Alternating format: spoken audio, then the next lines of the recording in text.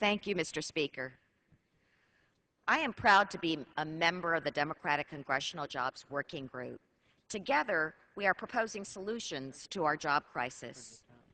In fact, one of those proposals is H.R. 4564, the Emergency Jobs Program and Assistance for Families Act. This bill extends an extremely successful employment program that we call Jobs Now.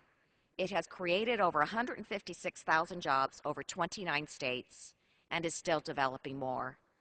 In Palmdale, California, Jobs Now helped Jody, a single mother of two, find a job at a local coffee house working as a barista. The regular paycheck puts food on the table and is helping her get through a rough patch. Her boss is impressed with her work and plans to permanently hire her and the other 3 subsidized employees they brought in. It's this kind of success story that makes Jobs Now such a model for job creation. Without it, the coffee house would not have been able to grow its business or take on new employees. Jody would not have had a chance to learn new skills and support her family. I first heard of this innovative program in Los Angeles County.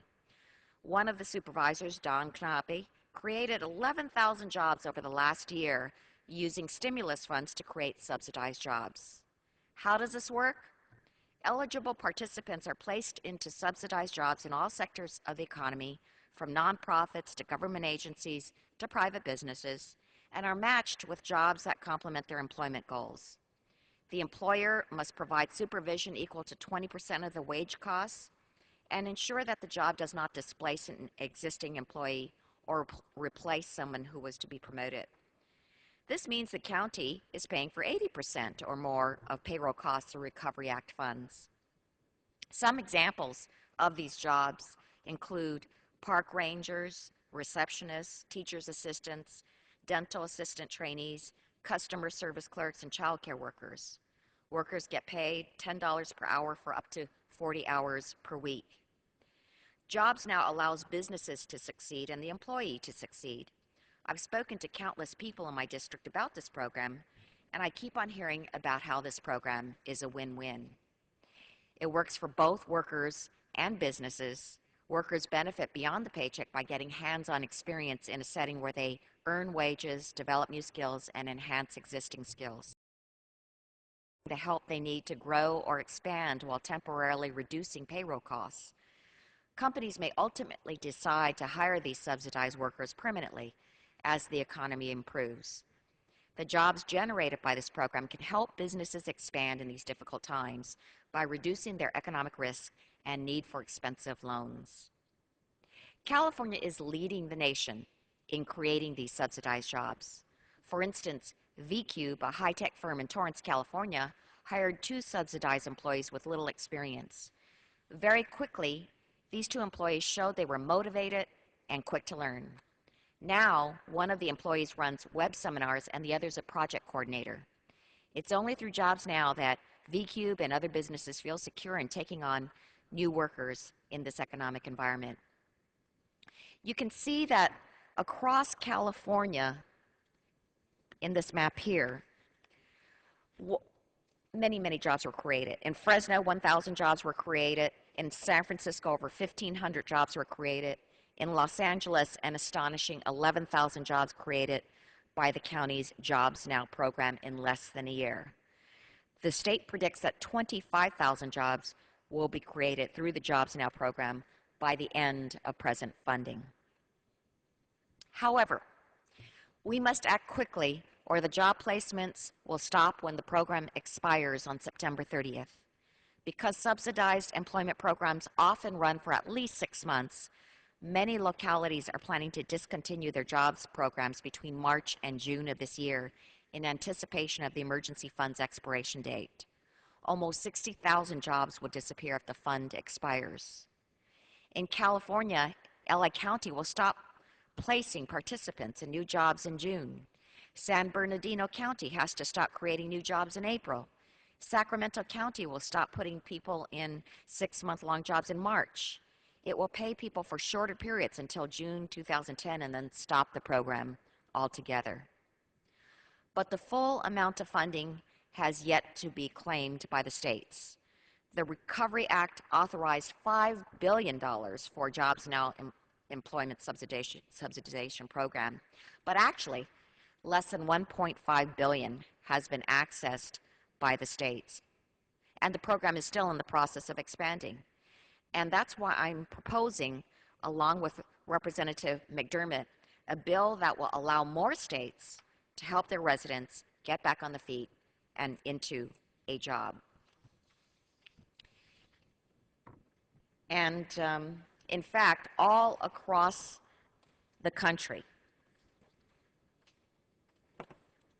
there have been programs such as this.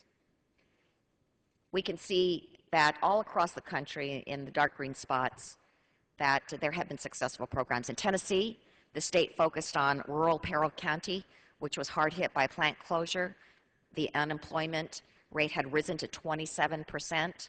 Tennessee brought local workforce development and human service agencies and the business community together and developed a subsidized employment program for over 500 individuals.